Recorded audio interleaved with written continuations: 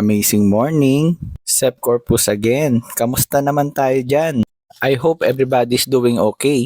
Kung ganon, share ko lang yung experience namin sa pag-visit sa IM Worldwide Bulacan branch. Dahil galing tayong Makati, lagi ko nadadaanan itong statue na to. Yung statue na nakatingin lagi sa watch niya. It reminds me how busy we are sa araw-araw, 'di ba? Sabi nga sa training sa IM Worldwide, lahat naman tayo busy. At depende na lang sa'yo kung ano yung pinagkakabisihan mo.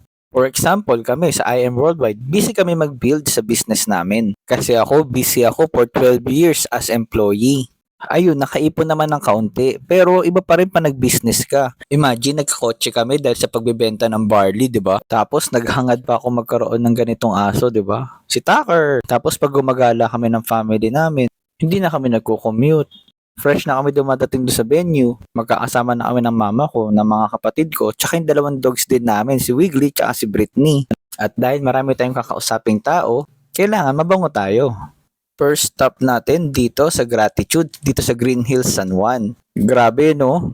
Yung may-ari ng milk tea shop na to is 28 years old at marami pa siyang businesses aside dito. Kahit 28 years old siya, alam mo ba? Siya nagturo sa akin na kung gusto mo maging negosyante, sumama ka sa negosyante.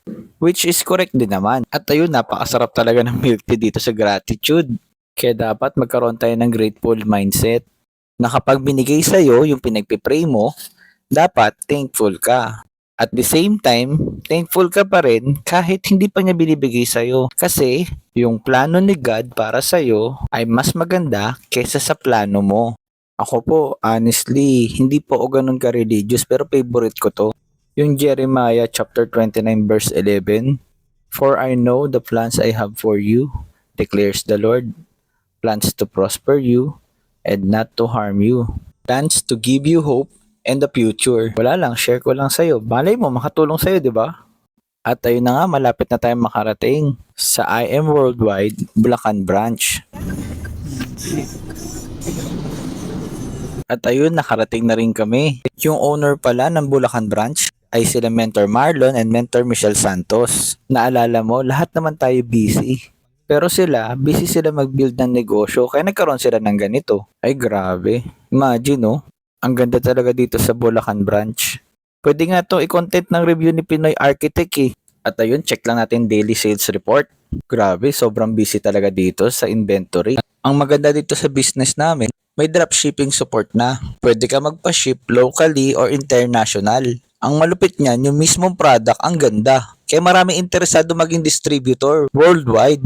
Ang maganda pa dito, meron training. Yung culture at community dito sa IM Worldwide, walang katulad. Yung company owners nito, todo talagang suporta. Grabe, umuulan talaga ng incentives. May cash, may pa-travel, at may pa-kotse pa. Ang malupit nun, convertible pa sa cash. Kaya ikaw, interesado ka sa ganitong negosyo or naka-curious ka or gusto mo lang talaga ng barley, syempre dito ka na sa original. Kasi ito yung barley ni Miss Maritone Fernandez. At kung may tanong ka, message ka lang. Yun lang, bye-bye.